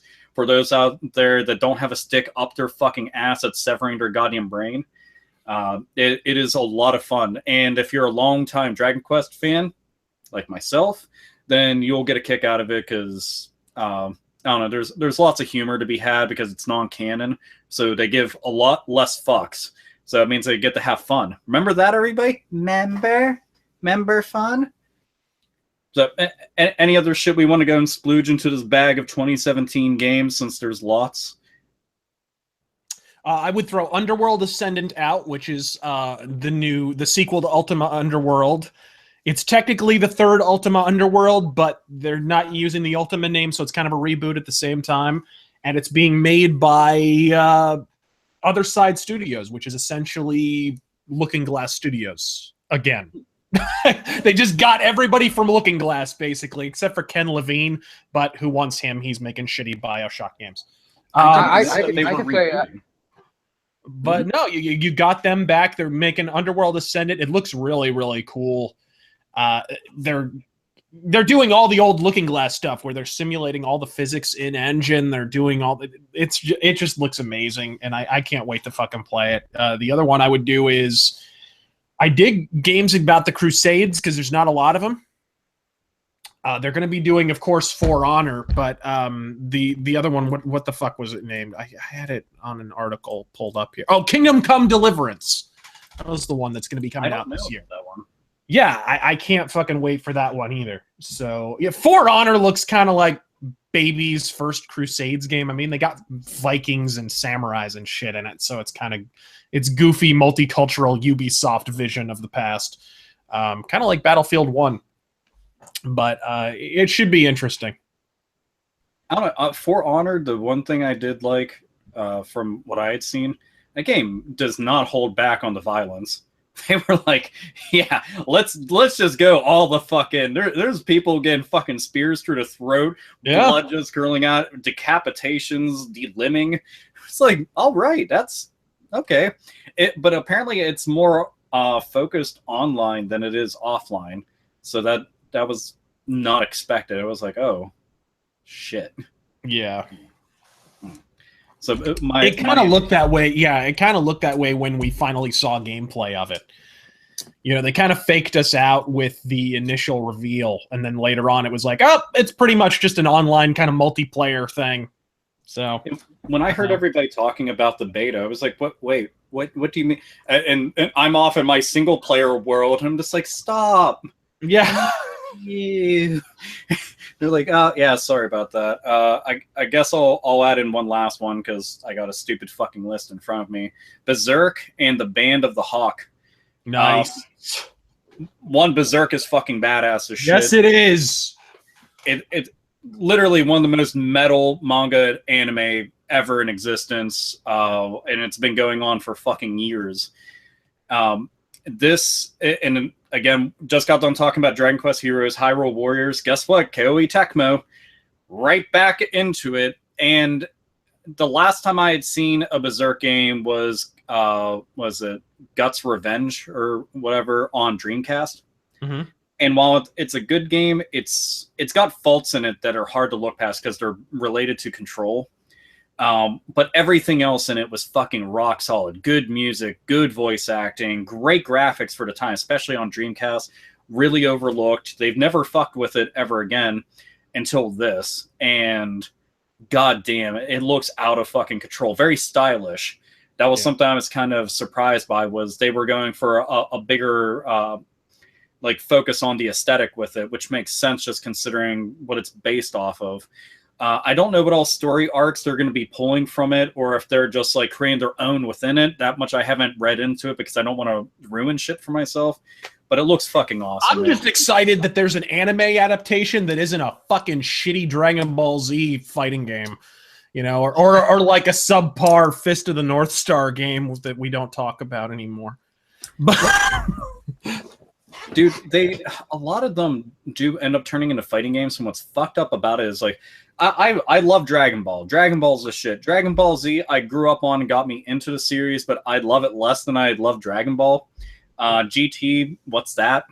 And now we got Super. I never understood why the fuck we can't just, like, Xenoverse is probably like 1 and 2 are closest that we've gotten to getting an actual console RPG Dragon Ball series, and I like that, but their fucking fighting mechanic in Xenoverse is so fucking shallow. I mean, so fucking shallow. Yeah.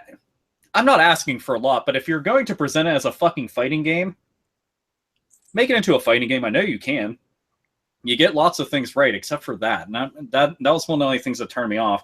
Oh, and the fact that they were lazy and they took a bunch of shit from Dragon Ball Online and basically just like fucked it real good in whatever hole that they could, and they just took all that content. They're like, well, no one really played Dragon Ball Online. Let's move it over there because it's wasted. So yeah, talk about Dragon Ball Online in the fucking 2000s. Talk about striking while the iron is frozen. Jesus Christ! If you release that shit in '99, that's one thing. You know what I mean? Like fucking, that would have been the biggest shit ever. But fucking, when did they release that shit? It was somewhere in like mid 2000s or some shit. And I'm you said striking while the iron is frozen. I'm gonna say striking the iron while it's Play-Doh, because it just went in, and then they're like, "Welp," and they're just gonna sit there, and I'm like, "That was Dragon Ball Online." Everybody just gonna sit there going, "Well, that was okay." Yeah, it's like kicking Rosie O'Donnell in the cunt. It's just squelch. But anyways, it's good. And it's like, you know what? Just cut it. Cut the servers. Cut the leg. You don't want either. There's no use. You'll lose it to gangrene otherwise. It's spreading. It's spreading. Cut it now. Cut it now. You can always get a cyborg leg, but you can't get a cyborg dong yet. We are not there. If you'll forgive me, it's getting I'm having trouble transitioning out of kicking Rosie O'Donnell in the cunt. That's. Oh, dude, can you imagine that? Because I imagine it like it would catch you like the T-1000 would, you know, and then it would just turn into its fist and hands, and her cunt would have you. I feel like you'd have to, from that point forward, refer to whatever part of your leg was stuck in there as dumpster baby, because it's like it's just a disgusting. It'd be like jam and jelly everywhere, and. I feel like we just wrote the origin story for her girlfriend's face. But anyway, let's continuing on. I feel like that poor bitch, she's like the Joker from when the Joker cut his face off and then he was wearing his own face, which was like had flies and it was rotting. I feel like that's what she's actually doing, like when she walks around. Same premise, same idea, just more smell-o-vision. So there's that. So yeah, 2017 games, right? Am I right? We have our high notes. Absolutely. Fantastic. Fuck it. E3's open to the public. Isn't that a shame? Yeah, E3's open to the public. This morning on if you're watching this in the future, which chances are, if you're a decent person, you are. This morning, Monday, February the 13th, 2017. Tickets released. 15,000 tickets sold to the general public, or open to be sold to the general public at 9 a.m. this morning Pacific time, because they have that shit right here in California. Yippee for fucking me. And the first 1,000 tickets being sold for $150, and after that the price will go up to $250. I'm gonna color this whole fucking conversation before we start talking about getting kicked in the cunt to say that this is a tacit admission that it's they got room to spare at the E3. And if you watched it last year and the year before that and the year before that and the year before that, they could have been probably making some money instead of pretending that this is a fucking press conference. Yeah. But how about that? They tried to close it off several years back and make it like, you know, because developers were complaining and publishers were complaining, oh, it's turning into too much of a dog and pony show. And the experiment, what did it last? Like 2-3 years where it was completely closed, completely. It absolutely went up like a fart in church. It went up like a wet fart in church. Like it was fucking, people stopped going. It was just a joke, and it was way too reserved. You know, E3 is a hype fest, and we all know it fucking is. That's all it is. It's every year where you inevitably have that moment after E3, you know, where everybody kind of wakes up like out of the drunken stupor, kind of like on the day after New Year's, where it's like, oh fuck, we were excited for that. Like, what the shit was that? You know, but the day of, everybody's kind of in the afterglow, and I feel like turning it into a closed press conference kind of deal was sort of counterintuitive to the fundamental nature of it. It's just a hype fest, folks. That's all it is. So you might as well steer into the shit skid, because it doesn't get any better than this. Well, and it goes to show that all these fucking game designers who think they're artists, go ahead and live the nice, quiet life of an artist where people don't give a damn. Yeah, no shit. I mean, with things like this, all you have to do is look around at many of the conventions, including Upstart's year one, and they are bringing. Are they now? Did we lose Alpha? I think the Bilderbergs got a hold of Alpha. He was saying some positive things about Upstart gaming conventions. And they said, fuck this guy. There will be no talk. There we go. There we go. We got Alpha back. He's back. Okay. He has returned. He came to us. He's alive. Man, I thought it was like it was like watching something live on CNN. Oh my god. No, it was like Bernie Sanders saying something bad about CNN and then cutting off his fucking feed. So okay, were you gonna badmouth Google? You were gonna badmouth Google, weren't you? No, but if I'm gonna get assassinated live on the Hate Bit podcast, I dig that. So okay. A lot of the conventions recently have all not only been doing well, but it makes sense for them to want to capitalize because they've got the namesake. Lots of people pay attention to the shit. Nobody can go, though. So it's like, do you got a media pass or are you part of the industry? No? Well, that's tough fucking titties. Now, this being there, they can make a lot more money off of it. This gives a lot more incentive to developers and publishers to go and put stuff out there. Because if you're getting tens of thousands of people through the door, which they will, and they're checking this shit out firsthand, that right there is the easiest marketing in the entire world. And we already know for a fact that E3 has lost plenty of people who don't want to bother anymore because they can do their own shit. Yep. Or they just don't want to bother at all because they just don't fucking care. Well, this kind of changes that. Look at PAX. PAX went from just jack shit to now games are being unveiled there. Yeah, it's the number 2 show. It's the number PAX 2 is show. Spreading like a case of the fleas. Yeah, it's or like massive. A case of the flu at PAX. It's PAX flu. Oh god, it's bad. To me, all you have to do is look at something like that and realize that you are not capitalizing and you're a fucking fool. And the people who run E3 already know that they're a fucking fool. It's just that when you have no mirrors in the house, you never have to fucking reflect. Yeah. So this is one of those situations where just bring in the fucking people I mean, they want to buy your shit. They want to see your shit. You want to fucking impress people? Let them see it in fucking person. And you know how many motherfuckers will cover this shit on social media, on YouTube, on their own personal websites, on the websites that they're fucking co-working on and shit? Lots. Yeah, to me, it's just an admission, you know, we tried to be serious. Video game industry ain't serious. It's a fucking hype fest, all right? You look at how games are reviewed. You look at the whole fucking press hype cycle. You look at the way they're advertised. Video games nowadays are going to sell on hype or they're going to sell on fucking nothing. So you better goddamn steer into the hype and do it right. Do you think, here's the question I would pose to you. Nintendo made the decision several years back to stop hosting a press conference at E3. Do you think this incites them to, along probably with the death of their CEO recently, do you think with the new regime and everything, this incites Nintendo to bring a press conference back to E3?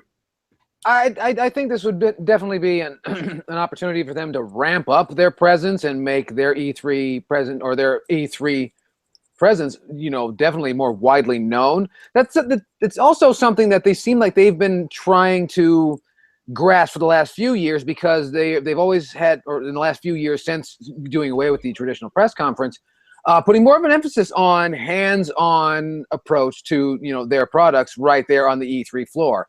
What better an opportunity to marry these two ideas, and hopefully the ESRB, well, let's not pretend, you know, like they're hurting for cash, or maybe they are, I don't know, actually, off the top of my head.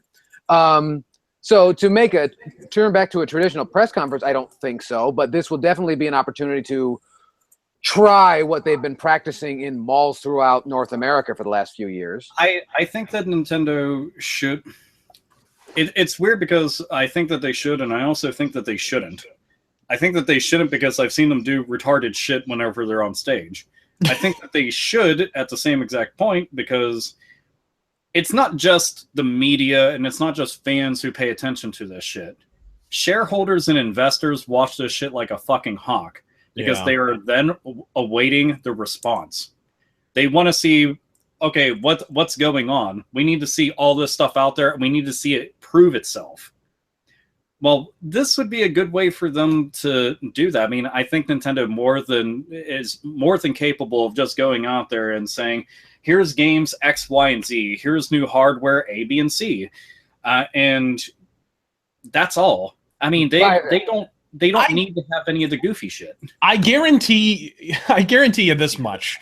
Nintendo on any given year, even on a fucking slow year, would have more to show than fucking Ubisoft, who have no business having a goddamn press conference. I've said it from the beginning. Every single year, it's a fart. There's no point to fucking Ubisoft having a press conference. Don't you talk about Aisha Tyler that way. I'm sorry. A few shitty Aisha Tyler punchlines are not worth the price of admission. Wait, Razor Fist. Hold on. That wounds me, man. I don't know how I can go through an E3 without watching them show off Just Dance over and over again. I need that press conference so I can see people go up there and just jiggle and gyrate when I want games. But please, we can't have that taken away. We need that. No, we also need far more Aisha Tyler, of course. We need to devote 45 straight fucking minutes to a snowboarding game. You know what? That game, I felt so bad for that game. No joke. Like, I felt bad for it just looking at it. It was like, this needed like 2 minutes. Just show off like cool snowboarding. And then that's all. And then they're like, no, we got like an hour and a half, man. Let's rock this shit. I'm like, stop. No. and they fucking went for it. But no, Nintendo should be up there doing their fucking thing, because they've got the games to fucking show off.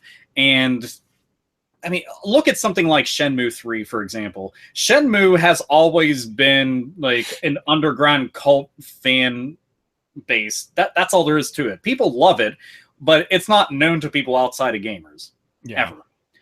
And Shenmue 3 went out there. Every motherfucker all of a sudden was paying attention, and Shenmue 1 and 2 prices just suddenly went way the fuck up, and interest went all the fuck out. And that was because they were showing off on E3. Yeah, I mean, if EA can have a press conference essentially devoted to unveiling that year's FIFA game, I think we can get Nintendo on a goddamn stage to say we're gonna have Mario this holiday. You know what I mean? Like, Yeah, I would it's like pretty that reasonable. Not just that, but they're all about, hey, and after this, go out there and try out our fucking games. So it's not just us going and blowing smoke up your ass. You can go out there and fucking enjoy it for yourself and then blow smoke up each other's asses. Whatever the fuck you want to go and do around a fucking hookah, have fun. Just play our fucking games. They're amazing. But I can see it. I can see it happening. Just I hope they do. Because I want to see more of a hype machine. Nintendo, if they want to get behind marketing, this is one of the ways to fucking do it. It may not be a commercial, but it kind of is. Of course it is. And besides, we don't have Space World anymore. So there's that. Space World died. Love you, Space World. I think I'm the only person who gives a shit about Space World. I do miss it. I'm not joking. I know it was all Nintendo related shit, but I mean it was still something, you know. Tokyo Game Show, E3, Space World. Was there other ones? Because I can't remember. I don't know. Yeah, They've done a lot of that sort of thing, you know, indoctrinating youth. They definitely specialized that, you know, in the late '80s. But do you guys Then think there was Power Fest? Don't forget about Power Fest. I completely forgot about Power Fest. Because you're not as old as I am. Well, okay, so with all the people showing up to this, do you think that it's going to end up like growing into something bigger and better? Like, will we start seeing, like, if they get lots of people through the door and even more people trying to get through the door, could we start seeing more than one E3 because it'll start being treated like an actual convention? I want you to understand that millions of people every year barrel through the doors of McDonald's. Has that ever gotten any better? Yeah, no shit. I see it at most, I'll tell you this much. At most, I see it turning into kind of a video game Comic-Con, which is kind of, you know, just That's a great big hype fest. Comic-Con is slowly being overtaken by game companies too, because comics, what the fuck are comics? Yeah. Well, and it's slow. It's pretty much nowadays Comic-Con is just, we roll out every vaguely sort of kind of comic related movie imaginable. I mean, we had I Am Legend unveiled there. It's not based on a comic. It's just vaguely kind of sort of superhero related. You know what I mean? They just sort of unveil the latest Will Smith movie at fucking Comic-Con every year. Or they have a panel with the Big Bang Theory people, a show about people who like comics. Exactly. It's such a thing now to be a fan of people who are a fan of a thing that used to have people who were fans of things. The idea that Big Bang Theory is there should let you know that they're like a million light years beyond it being mainstream. Yeah. And I mean, the Big Bang Theory is just, everybody already knows. It's just embarrassing. Like, it's and having them there, for fuck's sake. Yeah. I don't know. I can see them doing this like twice a year, if anything. Like, if this goes up really well, I can see them doing like 2, just because they'll be like, well, let's go and do one on the East Coast or do one in a different country. Yeah, I almost see it as having kind of the rubber band principle, though. E3 has done this a lot. It's kind of vacillated between being a great big convention type atmosphere where it really gets away from showing the video games and more into hype. You know what I mean? There have been several years where that's been the case, where it's just like, well, we don't have many games to show you this year, but PS2 presents Snoop Dogg. You know what I mean? There were several years in the mid-2000s especially that were just like that, you know? They had the fucking red carpet and shit, and nobody was talking about games. The games got lost in the fucking shuffle, and video game companies complained. So probably we're just getting ready for another correction like that, where we're going to get to that super... We're going to get back to the point where Microsoft's going to be having fucking Cirque du Soleil routines on fucking stage and shit. That's what it feels like to me. Well, hey, if it is open to the general public, who knows? One day, maybe, if we get a budget of $1, we could have the Hate Bit podcast live from E3 podcast, where you can tell that we probably battered a few people prior to recording. But hey, and you can and you can do it. You can do it. Send an email to info@esrb.com, and I'll bet you I'll bet you we can make it happen. Yeah, well, me and Chaos are already in the neighborhood. We could just grab that alpha puppet. Yeah. The angry Joe puppet, or Yeah, but then we'll have to get like a Yell Chaos and a Razor Fist puppet for the East Coast version of the show. Yes, simulcast. I think it'd be cute. We just set them up and then just have subtitles everywhere. Wait a minute, are you wearing Undertaker spats? Are those Undertaker spats? Oh, okay, never mind. Those are just jeans, I guess. Just jeans. You got so excited about the spats. Well, you don't see spats often. Scrooge McDuck died, so spats are Oh, good. So cute. We're gonna have to get official 8-bit spats. Yeah. Have you sit up there like a parrot? I feel like someone just took an Undertaker plushie and put a fucking hat on it. They're like, there we go. That's Alpha Omega Sin now. That's pretty good. I can walk a lot better than the Undertaker though. So and also I'm in shape. Love you, Undertaker. Really do. You can carry Brock Lesnar a lot better. I don't know about all of that. Yeah, that's. I don't know. I wouldn't get winded in 2 minutes though. Ooh. So, I mean, oh, by the way, did you guys? Dude, I love the fact that everybody was getting driven down to the ring during Royal Rumble. Mark Henry, Big Show. I forgot if Brock Lesnar. They had quite a few, like all the big dudes. They were getting driven down there because, I mean, I thought WrestleMania had a long entrance. This was like, okay, we got 2 football fields for you to run down real quick, and like eventually you're just gonna have a marching band because each person's walking a minute apart from each other. Yeah. So, and Mark Henry went through like 2 subway footlongs by the time he got to the ring. Imagine if Adam Rose had competed in the Royal Rumble this year. It would have taken a fucking month for them to get there. Yeah. Oh, dude, the entire party bus of people, they eventually just put them down there and just like,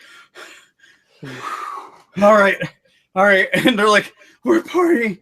We're like, hey, Jeff, hurry up. I'm sorry. The hot dog suit is heavy.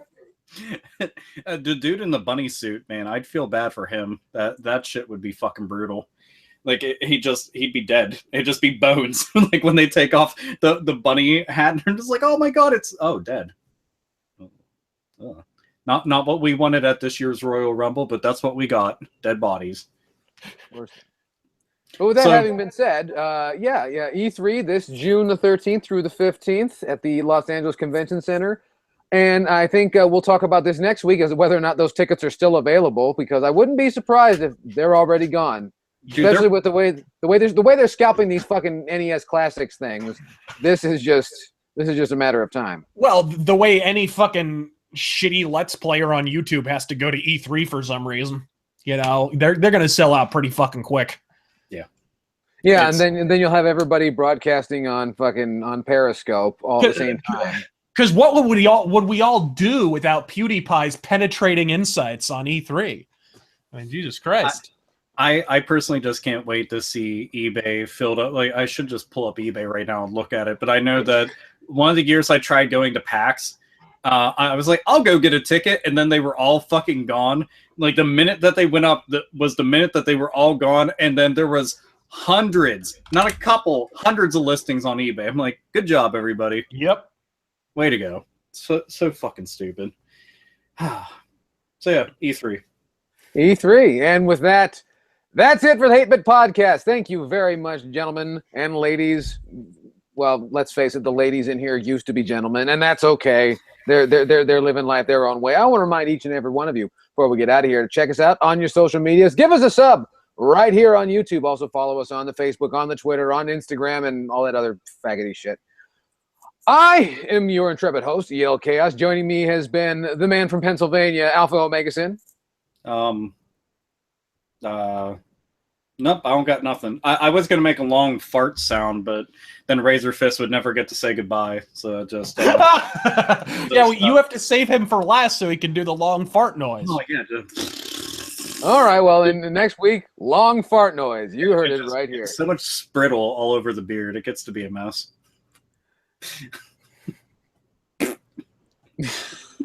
And with that, and the prettiest man in Phoenix, Arizona, Razor Fist. God fucking speed, folks. Yeah. Let's fucking get the fuck out of here. I don't give a shit. With that having been said, you guys are a bunch of fucking assholes, and I bid you. Yeah, we read your